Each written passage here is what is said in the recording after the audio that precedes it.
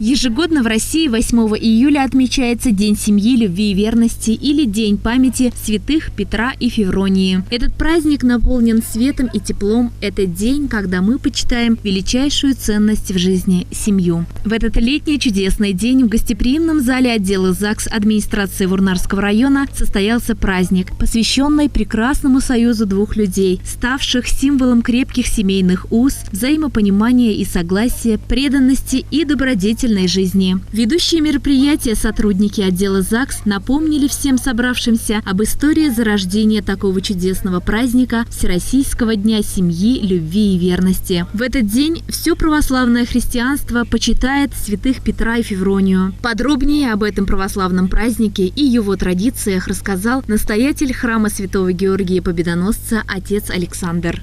Про этих святых можно очень долго говорить, и для каждой отдельной семьи, для каждого сословия, для каждого возраста, образования найдется, конечно же, свои ответы на волнующие вопросы. Но вкратце, что можно сказать? Действительно, уже с 13 века известны эти люди, их мощи, это нетленные тела, находятся в городе Муроме, я там был, молился на их мощах. И вижу, что очень много стекается людей. Все мы хотим счастья нашим семьям. Это закон не просто такой житейский, это закон Бога.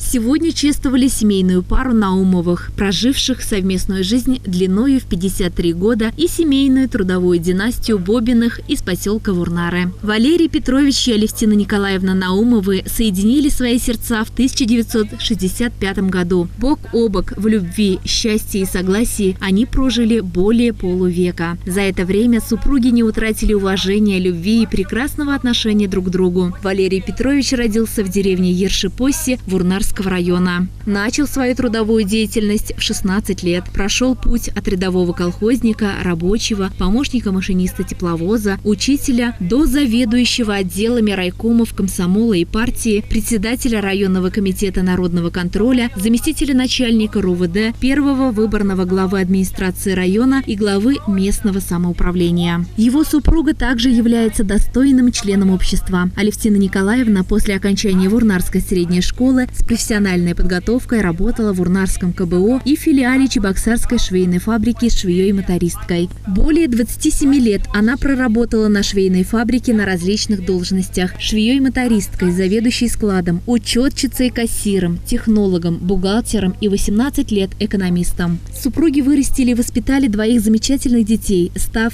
для них примером трудолюбия, мудрости, взаимоуважения и любви. Глава администрации района Леонид Николаев отметил, что семья Наумовых является примером для подражания для молодого поколения. Пожелал им как можно дольше сохранить теплые, доверительные и уважительные отношения друг к другу, а также крепкого здоровья и долголетия всей семье. Вчера от труп главы Чувашской республики, но, к сожалению, по состоянию здоровья они не смогли там участвовать.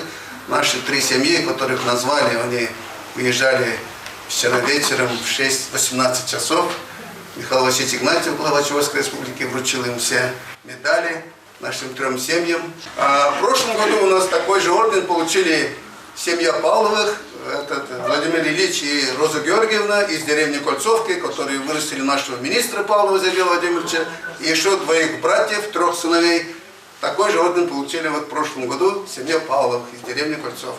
Глава наградил супругов Наумовых орденом за любовь и верность. Среди работников Вурнарского завода смесевых препаратов немало тех, кто пришел на завод вслед за родителями, а затем привел и собственных детей. Такова история семьи Бобиных, общий трудовой стаж которой составляет 375 лет. Возглавляет древо династии Бобин Николай Михайлович. Родом он был из Горьковской области. В Вурнары Николай Михайлович переехал вместе с супругой. С этого момента их связывала не только семья, но и общее место работы. По примеру мужа, Варвара Николаевна Бобина устроилась в Центральную заводскую лабораторию отборщицей проб, лаборантом. За 29 лет работы она занимала разные ответственные должности. Супруги воспитали 2 сыновей. Их дети, а затем и внуки продолжили дело своих близких людей. В разное время на благо завода работали 20 представителей этой династии. Благодарственное письмо администрации Вурнарского района за сохранение традиций и внесение бесценного вклада вклада в создание династии работников химической промышленности в этот день было адресовано Бобину Александру Николаевичу, старшему сыну основателя династии. Его передали в руки представителей династии.